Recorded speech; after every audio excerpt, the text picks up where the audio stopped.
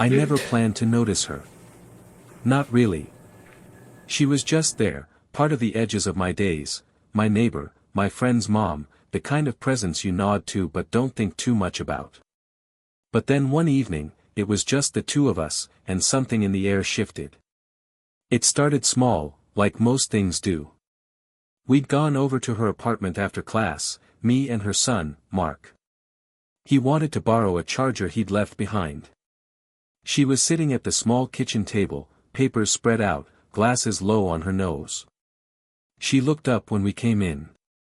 Not startled. Just, pausing, as though we'd interrupted a thought she didn't particularly want to finish anyway. "Kitchen's the same place you left it," she said to Mark, pushing the glasses up. He muttered something about thanks and disappeared into his room. I lingered in the doorway, not because I meant to, but because she'd given me this half-smile, quick, almost reluctant. "You don't need a charger too, do you?" she asked, voice dry but not unkind. I shook my head. "No. Just moral support." Her laugh was quiet, but it stayed with me longer than it should have. The kitchen smelled faintly of coffee, though the pot had long gone cold. A half-empty mug sat by her papers. I noticed she kept turning her pen in slow circles, even when she wasn't writing. I leaned on the counter, trying not to stare, but my eyes flicked toward her hands anyway. "You're in college too, right?" she asked, not looking up. "Yeah. Just started my second year." "Still feels like the first?" she asked. I smiled. "Every day." She looked at me then, really looked. Not in the way adults usually do, all polite distance and casual dismissal, but directly, like she was measuring something she couldn't quite name. I felt my throat tighten, stupidly. I wanted to say more. Ask what she was working on. Tell her the room felt different when she was in it. Instead, I folded the napkin from the counter into a crooked triangle, then unfolded it again. She noticed, but didn't comment. Mark reappeared, charger in hand, already talking about the game he wanted us to catch. He grabbed his jacket, motioning me toward the door. I nodded, but before I followed, she caught my eye. Just for a second. Enough for me to notice that her glasses had slipped again, and that her smile, if you could even call it that, carried something unreadable. We were halfway down the hall when Mark's phone buzzed. He stopped, cursed under his breath. "Coach. I gotta call him back. 2 minutes." He ducked into the stairwell, leaving me standing awkwardly outside his own door. When I turned, she was there, leaning against her own doorway, arms folded loosely. "It's just us," she said, voice even, almost amused. And maybe it was nothing. Maybe she meant it the way anyone would.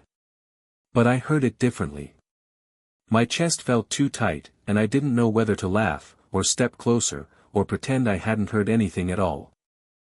The silence stretched, filled only by the hum of the old building's pipes. I didn't break it. Not then. Later, back in my room, I opened my phone. Typed a message I didn't send. "Did you mean anything by that?" Instead, I just stared at the screen until it went dark, listening to the quiet around me. The next time I saw her, it was raining. Not dramatic thunder, just the steady, gray kind that makes everything smell like wet pavement. Mark had left early for class, but I'd forgotten my notebook upstairs. When I knocked, she answered. "Your roommate isn't here," she said, brushing damp hair off her forehead. "I know. I just need my notebook." She stepped aside, and I passed through the apartment that already felt too personal without him in it. Shoes by the door, a thin sweater draped over the arm of the couch, the faint smell of chamomile tea. I found my notebook on the table. She was at the sink, rinsing a mug. "Stay a minute," she said, not looking at me. I froze, notebook in hand. She poured hot water into another cup, sliding it toward me without asking. "Chamomile," she said. "Helps with restless minds." I almost laughed.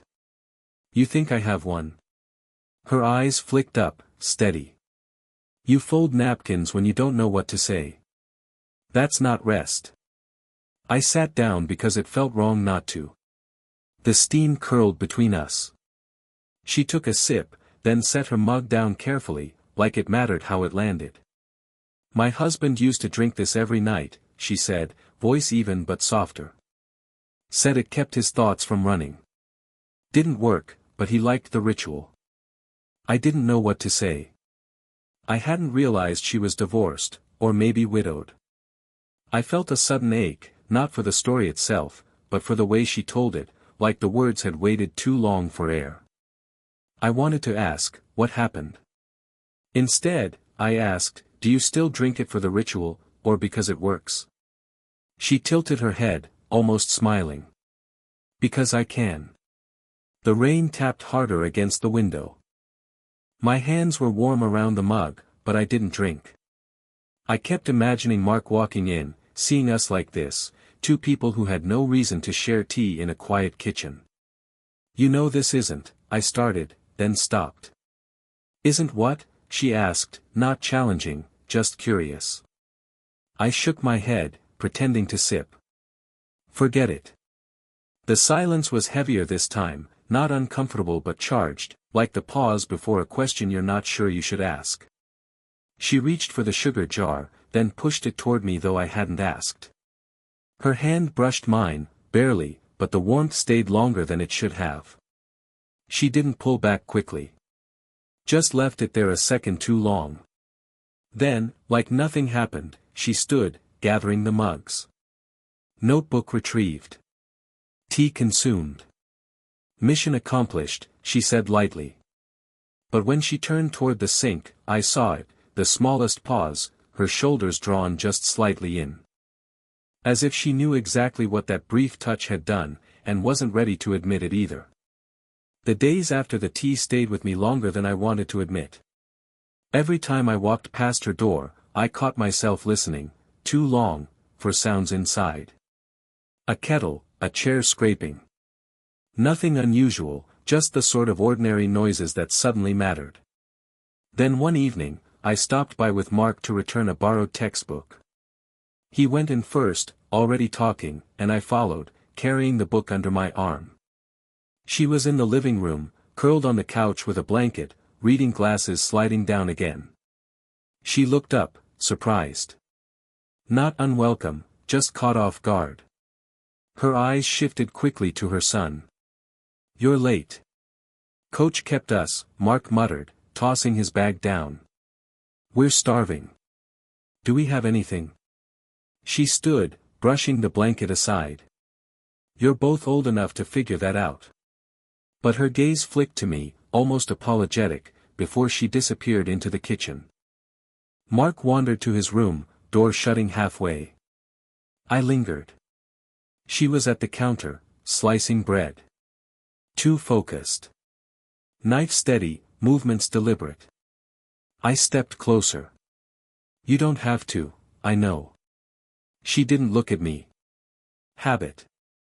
I leaned against the fridge, arms crossed, pretending calm. But my chest felt too tight. About the other day, I started. Her hand paused mid-slice. Then resumed.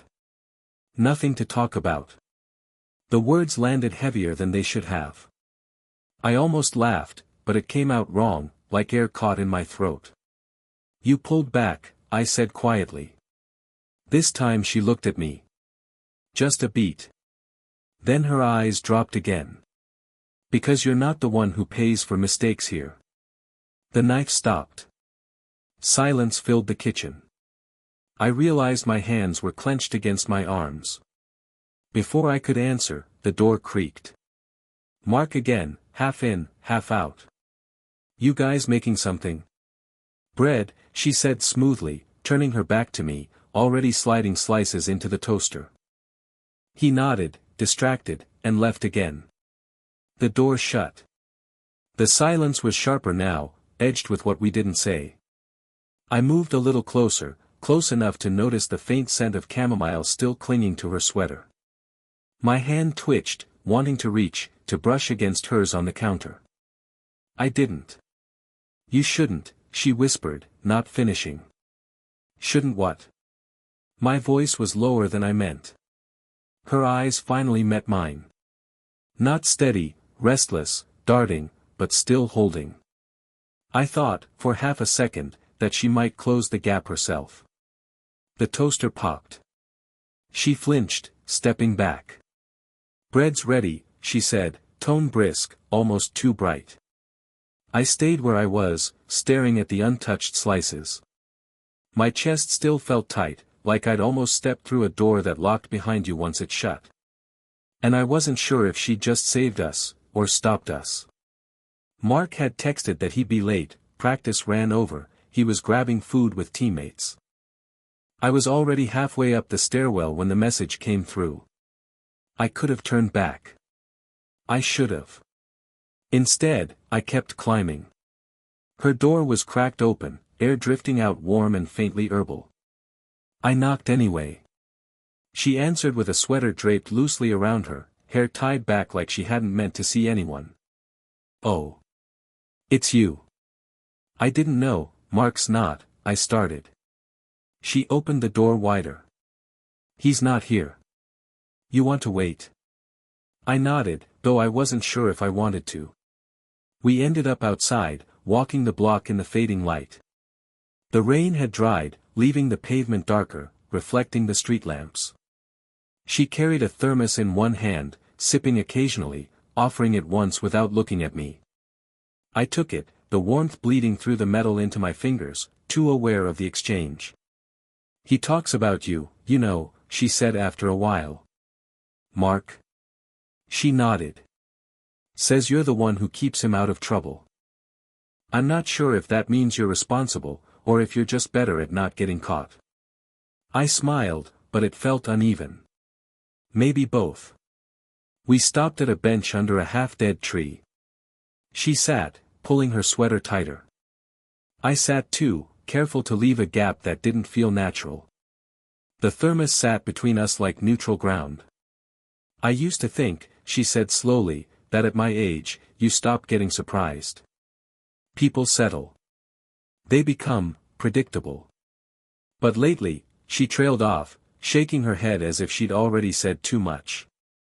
I turned toward her, waiting. My chest was loud in my ears. "Lately what?" Her hands twisted the edge of the sweater. "Lately I've been wrong about a lot of things." It felt like a confession, though it wasn't one. My mouth went dry. "I don't want to make this harder than it already is," I said. Her eyes snapped to mine. "Harder for who?" I didn't answer right away. The silence stretched, heavy and fragile. "For both of us." She exhaled, something sharp and soft at once. "You don't know what you're asking for." "I'm not asking," I said, though even I wasn't sure if that was true. Her gaze held mine too long, unsteady but unwilling to look away. For a second, the world shrank to the space between us, the faint smell of her tea, the sound of her sleeve brushing against the bench. Her hand shifted, almost reaching toward mine. Stopped. The thermos tipped slightly as she let go of it, rolling until it touched my knee. A tiny gesture. Nothing, really. But it felt like everything. She stood then, pulling her sweater tighter, breaking the moment before it broke her. "We should head back." Her voice was calm, but I saw it, the wall she'd lowered for just a breath, now hurriedly rebuilt. After the night on the bench, I didn't see her for almost a week. Not that I didn't try. I timed my comings and goings with the vague hope of running into her, hallways, mailboxes, stairwell. Nothing. Her door stayed closed. Curtains drawn earlier than usual. Even Mark complained, she's been weirdly busy lately. Always out, or in bed early. I told him I hadn't noticed. The truth, I noticed everything. By the fourth day, I almost knocked. Stood outside her door with my hand lifted, heart loud in my ears. Then a sound, voices from inside. A man's. Not raised, just ordinary. Steady. Comfortable. I lowered my hand. Walked away. Later that night, Mark mentioned it casually. Her ex dropped by. Guess they're trying to figure things out again. He said it without looking up from his phone. Like it didn't matter. Like it wasn't the thing that rearranged the air in my chest. I nodded, kept my face even. But every corner of my mind looped with questions. Was that why she'd pulled back? Was everything, the tea, the glance, the bench, already something she regretted? The next morning, I found her in the lobby, juggling a grocery bag against her hip. She startled when she saw me, then forced a smile. You disappeared, I said before I could stop myself. Her grip tightened on the bag. I've been busy. With him. The words slipped out, sharper than I meant. Her eyes flickered. Not angry. Just tired. It's complicated. I wanted to ask, wasn't I complicated too? But I bit it back. Instead, I reached for her bag. She let me take it, our fingers brushing in the handoff, familiar, electric, painful in its simplicity. We rode the elevator in silence. The bag pressed heavy against my chest. I caught her reflection in the doors, her lips pressed tight, eyes unfocused. When the doors opened, she didn't take the bag right away. Just stood there, as if waiting for me to say something I couldn't. Finally, she took it. Thank you, she murmured, stepping out. I wanted to follow. Instead, I stayed, the doors sliding shut between us. Back in my room, I typed another message. I don't know how to pretend this didn't happen. Deleted it. Typed again. Did I imagine it? Deleted that too. In the end, the screen stayed blank. I turned it face down on the desk and sat there, staring at the empty chair across from me. I found her in the stairwell again, just as the sun was beginning to fade. Not rushing, not hiding, just leaning against the wall with a grocery bag slung over one shoulder. I paused a few feet away. For a moment, neither of us spoke. The building hummed softly around us, pipes, distant footsteps, a car starting outside. I began, then stopped. The words felt heavy. Fragile. Wrong. She tilted her head, watching me. You don't have to say it, she murmured. But her eyes didn't move. She was daring me, or maybe herself. I keep thinking about us, I said finally. Quiet. Careful. About the bench. About the tea. About, I faltered. How I feel, even if I shouldn't. Her fingers twisted the strap of her bag. You shouldn't, she said softly. Not sharp. Not warning. Just a fact. I know, I whispered. I know all the reasons. But I also know I can't pretend it didn't happen. Or that I don't care. She exhaled slowly, the sound carrying both relief and tension. You're brave, she said. Or foolish. I can never tell which is which. I wanted to laugh, wanted to touch her hand. But I stayed still, letting the moment stretch. The air between us thickened, not with melodrama, just with the weight of everything left unsaid before. I can't, she said, trailing off. Then paused. Then, I don't know what to do with this. With us. I don't either, I admitted. But maybe we just notice it. For now. That's all we need. Her shoulders relaxed slightly. She set the bag down by her feet. Okay, she said. That word hung between us. Not a solution. Not a promise. Just acknowledgement. We didn't step closer. We didn't touch. But our gazes met, steady for a few breaths longer than normal. And in that stillness, the silence wasn't awkward. It wasn't heavy. It was enough. Finally, she straightened, lifted the bag, and smiled. Just a small, human smile. Not triumphant. Not sad. Honest. See you tomorrow? I asked, voice low. Yeah, she said, turning toward her door. Tomorrow. I didn't move until the sound of her key in the lock faded. Then I let myself exhale, slow, steady, as though the weight of waiting had finally shifted. And for the first time in days, maybe weeks, the quiet between us felt like something fragile, but real. It was nearly 3 weeks later when I saw her again on the stairwell. This time, there was no hesitation in our smiles. Just a small nod, a shared glance that carried the memory of benches, chamomile tea, cold coffee left on counters, and quiet evenings where words hung heavier than air. Mark had already left for his morning class, earbuds in, unaware of the small orbit of our connection. I brought coffee, she said, holding a thermos like an offering. Black, the way you like it. I reached for it without thinking. The warmth seeped into my hands, and I realized I didn't need words to feel at home. We walked together to the park across the street, the same bench we'd lingered on weeks ago waiting for words that never came. Now it felt different. Familiar. Earned. Not because the air between us had changed, it hadn't, but because we had. She set the thermos on the bench and poured us both a cup. Steam rose in lazy spirals. I took a careful sip, tasting familiarity and trust, and smiled. You still make it seem like magic, I said quietly. Magic is just noticing things, she replied. Even the small ones.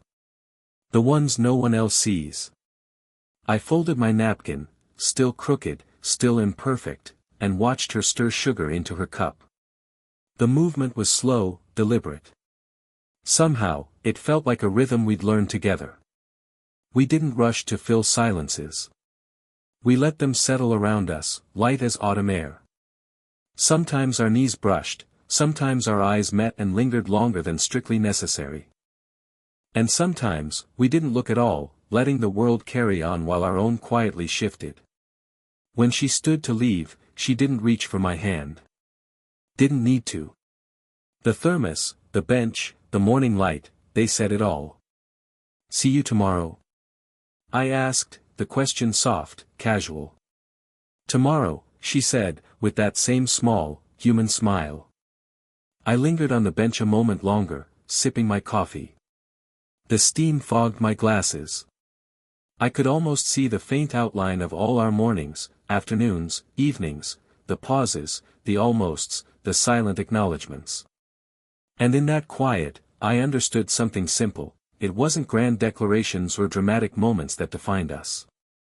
It was the everyday, slow, patient, careful. The noticing. The black coffee at 8:47 a.m. The bench. The shared warmth of tea when neither of us wanted to say too much. Life hadn't changed in monumental ways. Mark still left his shoes by the door, the rain still caught in the stairwell, and the city hummed the same around us. But somehow, in that ordinary hum, everything felt right. And that, I realized, was enough. I took one last sip and smiled, just a little, at a memory only she and I would understand. The quiet between us was full, warm, and ours.